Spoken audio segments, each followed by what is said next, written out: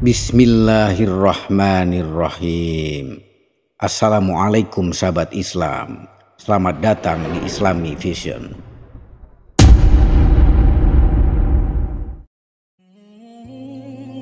Neraka sejatinya disiapkan bagi orang yang tidak beriman dan durhaka kepada Allah Subhanahu wa Ta'ala. Di dalam neraka terdapat banyak siksaan yang sangat mengerikan. Dalam sebuah riwayat, neraka memiliki 7 tingkatan, dan tingkatan yang paling berat siksaannya adalah neraka jahanam. Dan di dalam sebuah riwayat yang lainnya dikatakan bahwa terdapat lembah yang siksaannya lebih pedih dan mengerikan. Bahkan neraka jahanam saja memohon perlindungan kepada Allah Subhanahu wa Ta'ala sebanyak 400 kali setiap hari dari kengerian tempat tersebut. Lalu, tempat apakah itu dan siapakah yang akan menghuni tempat tersebut? Serta dosa apa yang diperbuat sehingga akan ditempatkannya di tempat yang sangat mengerikan itu? Mari kita simak sampai habis agar tidak gagal paham dan tersesat. Sebelum kita lanjut, silahkan tekan like, share, dan subscribe sebagai bentuk kontribusi kita dalam syiar Islam.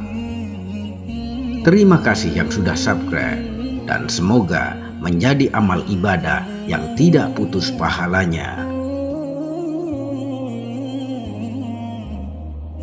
Ibnu Athaillah alaihissalam Sakandarai pernah menyampaikan, tidak ada dosa yang kecil ketika dihadapkan pada keadilan Allah Subhanahu wa Ta'ala.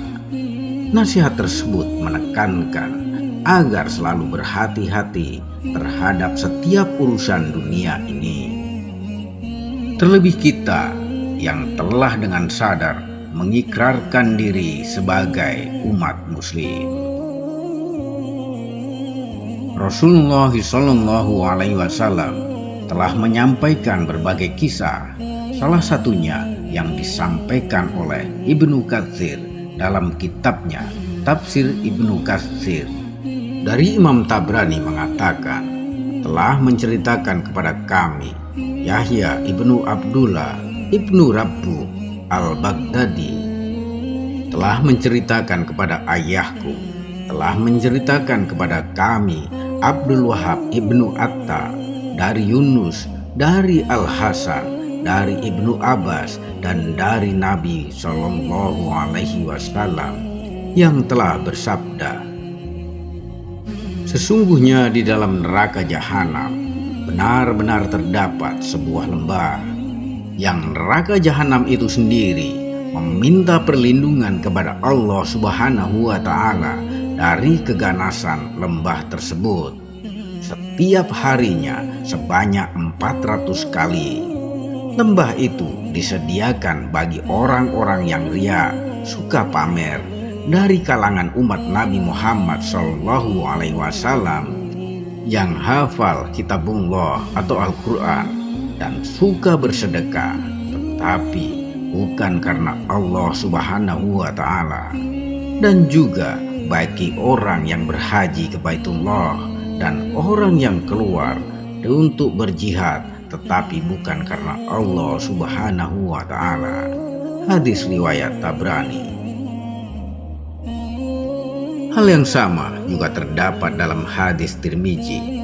Suatu ketika Rasulullah Shallallahu Alaihi Wasallam menceritakan kepada para sahabat dengan bersabda, mohonlah perlindungan kepada Allah dari Jub al-Hazn.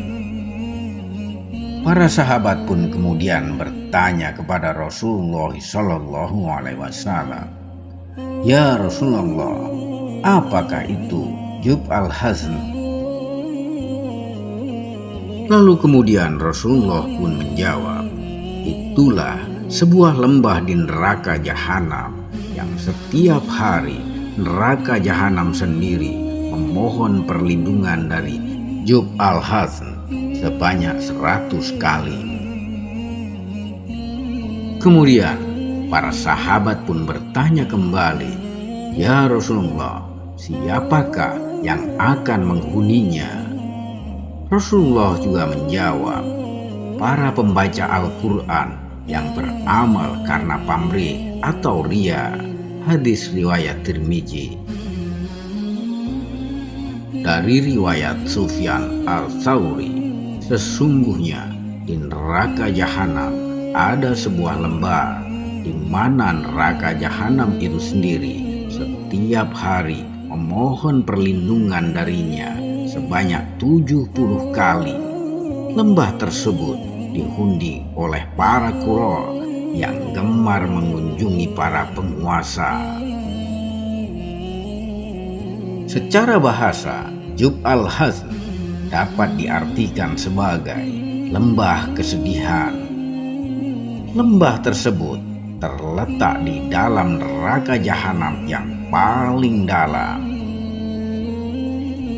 Ibarat lautan, Jub al-Hazn adalah sebagai palung yang paling dalam di dalam lembah neraka jahanam. Neraka jahanam sendiri memohon untuk lembah tersebut disisihkan darinya, sehingga bisa dibayangkan betapa sangat mengerikan dan pedihnya siksaan di dalam Jub al-Hazn. Demikian tadi kisah yang bisa kita ambil pelajaran, di mana kita sebagai umat Islam haruslah ikhlas dalam beribadah, dan semoga kita semua terhindar dari siksa dari Jub al-Hazn. Na'udzubillahi min dzalik. Terima kasih telah menyimak, dan sampai jumpa di video-video berikutnya. Wassalamualaikum warahmatullahi wabarakatuh.